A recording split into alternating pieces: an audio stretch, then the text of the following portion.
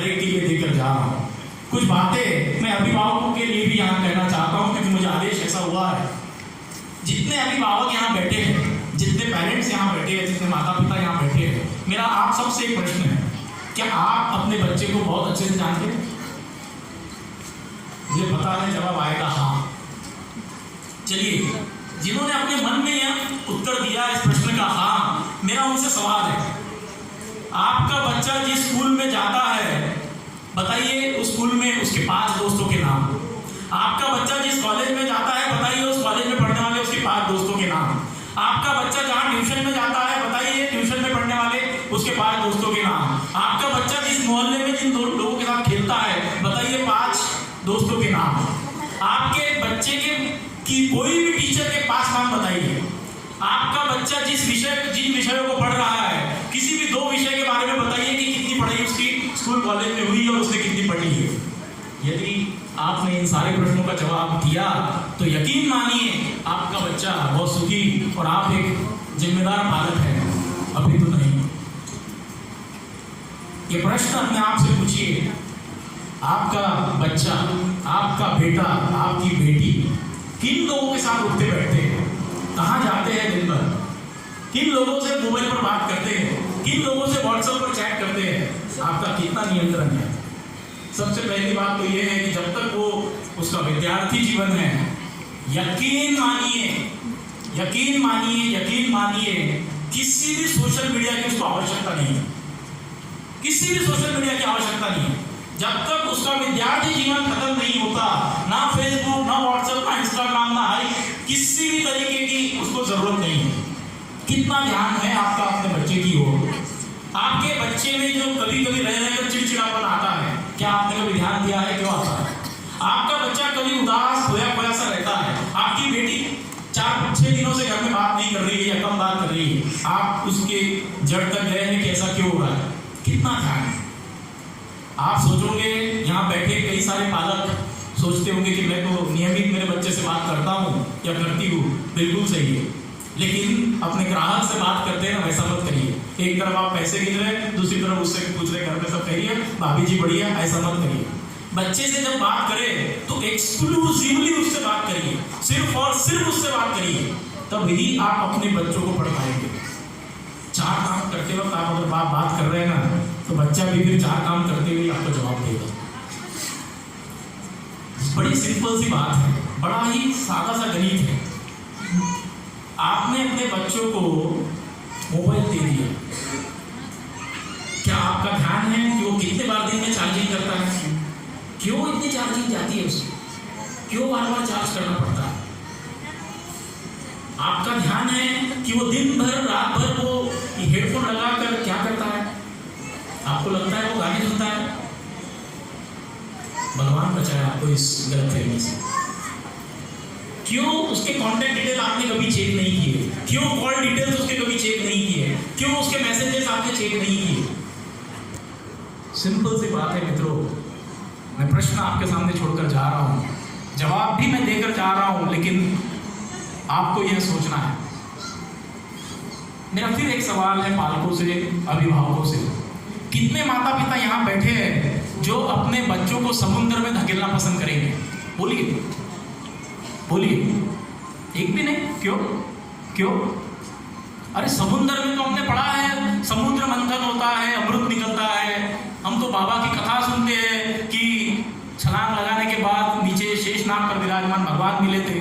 समुद्र में तो वो महंगे महंगे सीप मोती मिलते हैं, तो जाने दीजिए ना बच्चे को समुद्र में। क्या दिक्कत है? क्या दिक्कत है? दिक्कत ये है, आपकी तरह मुझे भी 2 बच्चे हैं, मैं भी नहीं धकेलूंगा।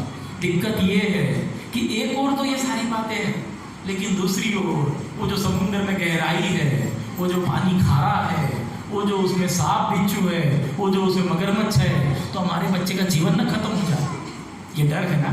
यही डर है ना भाभी? तो इंटरनेट रूपी समुद्र में आपने अपने बच्चे को क्यों धकेला? इसका जवाब भी मुझे दीजिए।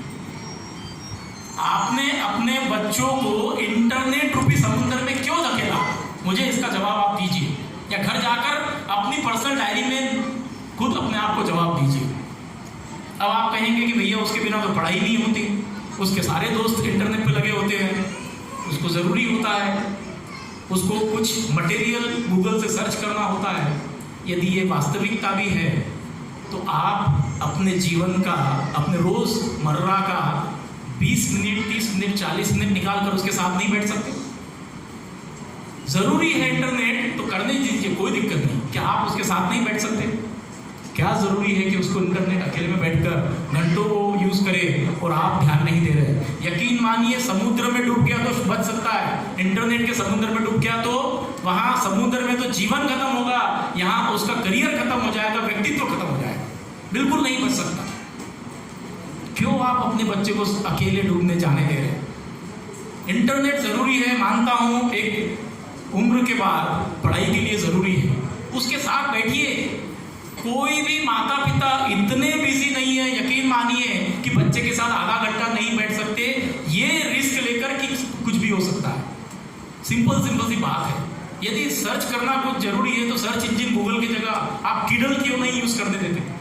गूगल की सेटिंग्स होती है जिसमें कि गूगल पर जाने के बाद सेफ्टी सेटिंग्स होती है। ऐसी कई सारी टेक्निकल बातें हैं, लेकिन मैं उनमें नहीं जाना चाहूँगा।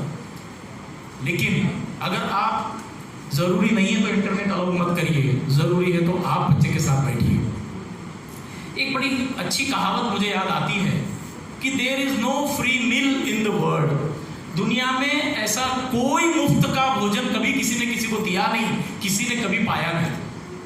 मुफ्त का भोजन हो ही नहीं सकता। वो जो भिखारी भीख मांगता है वो भी इज्जत गंवाता है, तब उसको भीख मिलती है। तो कुछ ना कुछ तो उसने गंवाया, कुछ ना कुछ तो उसने दिया, तभी उसे कुछ हासिल हुआ है। There is no free meal in the world। कितने लोगों ने जियो के मोबाइल ले लिए, जियो के सिम कार्ड ले लिए, फ्री है, अब तो अनलिमिटेड कॉलिंग फ्री है, अब तो अनलिमिटेड इंटरनेट फ्री है। ये गलती बच्चों की नहीं है, ये हमारी है, ये आपकी गलती है, ये मेरी गलती है अगर मैंने अपने बच्चों को जियो के सिम कार्ड दिए। जियो का तो सिर्फ मैं उदाहरण दे रहा हूँ। क्यों दिए हमने? महीने के 200-400-500 रुपए बचाने के लिए। अरे वो 200-500 रुपए के बदले में उसका लाखों करोड़ों का समय बर्बाद हो रहा है, उसका लाखों करोड़ों का उसका करियर बर्बाद हो रहा है, उसके लाखों करोड़ों की उसकी ऊर्जा नष्ट हो रही है। इस पर हमारा ध्यान नहीं, हमारा ध्यान है वो 200-500 रुपए महीने के बच रहे हैं, उस पर किसकी गलती है? ये जियो के सिम कार्ड, मैंने कहा कभी कोई चीज फ्री में नहीं मिलती, मुफ्त में नहीं मिलती। ये आपका करियर दांव पे लग रहा है, आपका समय, ऊर्जा, आपकी एनर्जी सब नष्ट हो रही है। और कोई भी चीज जब पर्याप्त मात्रा से ज्यादा होती है तो यकीन मानिए ये कुदरत का नियम है, उसका सदुपयोग कभी नहीं होता, उसका दुरुपयोग ही होता है। किसी के पास आप हद से ज्यादा ताकत दे दीजिए, उसका दुरुपयोग होगा। किसी के पास आप हद से ज्यादा धन दे दीजिए, उसका दुरुपयोग होगा। जब आपने हद से ज्यादा कॉलिंग दे दिया तो उसका दुरुपयोग होगा, वो व्यर्थ की बातें व्यर्थ के लोगों के साथ करता रहेगा। आपने हद से ज्यादा उसको इंटरनेट दे दिया, व्यर्थ की साइट्स, व्यर्थ की बातों में वो अपना समय नष्ट करेगा। एक दौर वो था, मेरे पैदा होने के भी पहले की बात है, शायद आज से 50-60 साल पहले, 40 साल पहले, 70 साल पहले, जब परिवारों में, खासकर हमारे जैसे परिवारों में, हमारे हम जिस समाज में रहते हैं, परिवारों में यह होता था कि पिता ही सारे निर्णय अपने बच्चे के लेता था, चाहे बेटा हो या बेटी। किस स्कूल में दाखिला लेना है, किस कॉलेज में पढ़ना है, कहाँ किस शहर में स्थापित होना है, क्या व्यवसाय करना है, किस लड़की या लड़के से शादी करना है, यहाँ तक के सारे निर्णय सिर्फ पिता लिया करते थे। ये भी गलत था, ये भी गलत था। ये एक एंड की बात है, एक और की बात है। हम संतुलन बनाने के चक्कर में आगे बढ़े, लेकिन तो कहीं रुके नहीं। आज हम दूसरी ओर पे चले गए। आज किस स्कूल में, किस कॉलेज में पढ़ना है, बच्चा निर्णय लेता है। किस शहर में जाकर उसे स्थापित होना है, बच्चा निर्णय लेता है। किस जगह नौकरी करना है, क्या व्यवसाय करना है, बच्चा निर्णय लेता है। किस लड़की या लड़के से शादी करना है, बच्चा निर्णय लेता है। माँ बाप का उसमें सहभाग नाम मात्र का है या नहीं है। क्या ये संतुलन बिगड़ा? नहीं बिगड़ा। एक एंड जहां 50-60 साल पहले हम बिल्कुल संतुलन तब भी नहीं था, हम दूसरी ओर थे, तो आज हम बिल्कुल उसके विपरीत ओर चले गए। यह भी गलत है, यह विध्वंसक है। यकीन मानिए इसके दुष्परिणाम सामने आ रहे हैं, और अभी तो शुरुआत हुई है। कई सारे दुष्परिणाम जीवन में आएंगे। जो बच्चे अपने माँ बाप को सिर्फ इस्तेमाल करते हैं, मैं उन बच्चों को चेतावनी देता हूँ, आप जिंदगी का सबसे बड़ा पाप कर रहे हैं, मत करिए। मत करिए। छोटे समय में हर वो चीज जो हमें अच्छी लगती है और जो नैतिक रूप से सही नहीं है, वो लंबे समय में हमेशा दर्द और चोट पहुंचाती है। माता पिता और बच्चों के संबंध में 3 बातें हमेशा होनी चाहिए। ये मेरा अपना मानना है, ये हमेशा रही है, आज भी है और हमेशा रहेगी। एक प्यार, दूसरा आदर और तीसरा डर। माता पिता का अपने बच्चे के प्रति जो संबंध है उसमें ये 3 बातें हमेशा होनी चाहिए, प्यार, आदर और डर। शायद पुराने जमाने में डर बहुत ज़्यादा होता था, आदर भी होता था, लेकिन प्यार कम होता था। लेकिन हम वो संतुलन आज बिगाड़ कर इस तरीके से इधर चले गए कि आज प्यार है, आदर थोड़ा है और डर तो बिल्कुल ही नहीं है। डर तो माँ बाप का बिल्कुल ही नहीं है। कि डर नहीं है तभी तो बच्चा बाहर गाँव पढ़ने जाता है, डिग्री के साथ साथ क्या क्या लेकर आता है आपको भी पता है, क्या क्या करके आता है आपको भी पता है। आप सोच नहीं सकते, ऐसी ऐसी बातें होती है। मैं आपको एक बात कह दूँ, आज के समय में कोई दुकानदार अपने ग्राहक से, सारे दुनिया के दुकानदार आप ले लीजिए, अपना धंधा बढ़ाने के लिए अपने ग्राहकों से उतने झूठ नहीं बोलते होंगे। एक पड़ोसी अपने पड़ोसी से उतना झूठ नहीं बोलता होगा, एक मित्र अपने दूसरे मित्र से उतना झूठ नहीं बोलता होगा जितना आज के समय के बच्चे अपने माँ बाप के साथ बोलते हैं। अब आप सोच रहे होंगे कि ये शायद बात सही हो, लेकिन मारो तो टावर इसको नहीं, भगवान करे ऐसा ही हो। लेकिन ये बात वास्तविकता है, ये कटु सत्य है, ये आज की हमारी विडंबना है। सबसे ज़्यादा झूठ अगर आज कोई किसी के साथ बोलता है तो बच्चे अपने माँ बाप के साथ। मेरा फिर आपसे अनुरोध है, वो जो प्यार, आदर और डर का संतुलन है वो इस तरीके से रहे कि बच्चा आपसे दूर जाने से भी डरे। बच्चा, कहते हैं पिता की मौजूदगी सूरज की तरह होनी चाहिए, पिता ना रहे तो अंधेरा, लेकिन इतनी भी नहीं कि उस बच्चे को चटके भी लगे।